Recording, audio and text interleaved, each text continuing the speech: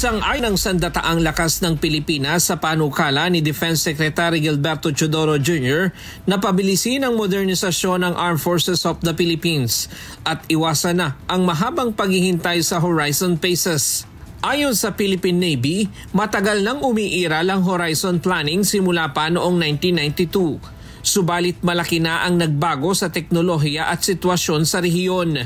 That is a very welcome statement by the Secretary of National Defense. If you notice, the Horizon Planning for the modernization has been there since 1992.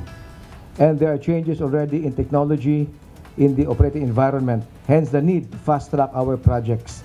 We fully support the statement of the Secretary of National Defense. Dagdag pa ng AFP, karaniwan ay umaabot ng 10 taon ang bawat yugto ng modernisasyon. Pero sa gitna ng makabagong banta at teknolohiya, dapat umanong pabilisin ang pagpapatupad ng mga proyekto. So with this pronouncement of our DND, we really welcome that para po ma-fast track nga as na-recalibrate siya to Horizon 3 from Horizon 3 to address the modern challenges that we face.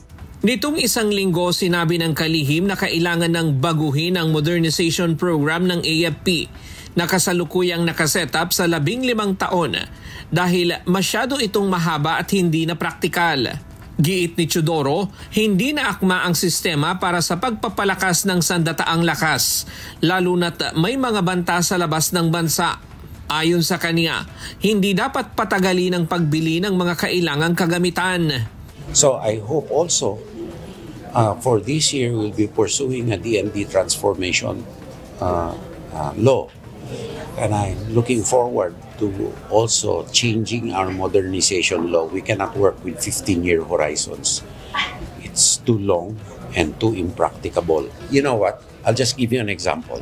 In Ukraine, they have to retool and re-equip every 3 months because of artificial intelligence. So, and you have a 15-year horizon. Samantala, sa isyu ng mga infrastrukturang itinatayo ng Vietnam sa South China Sea, hindi ito direktang sinagot ng Philippine Navy. Ngunit giit ni Rear Admiral Trinidad, nananatiling matibay ang ugnayan ng AFP at ng sandataang lakas ng Vietnam.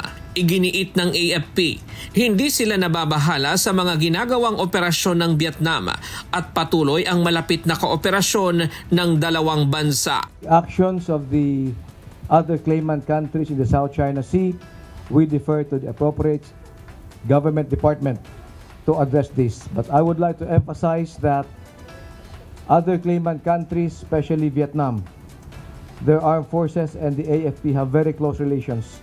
We have activities that strengthen these relationships, football on the ground, cross exchanges by ships and our personnel, which is very different or opposite to the actions, the coercive and aggressive actions of the PLA Navy, the Chinese Coast Guard and the Maritime Militia.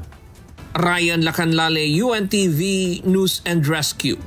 Diyos ang aming sandigan, serbisyo publiko ang aming pinahahalagahan.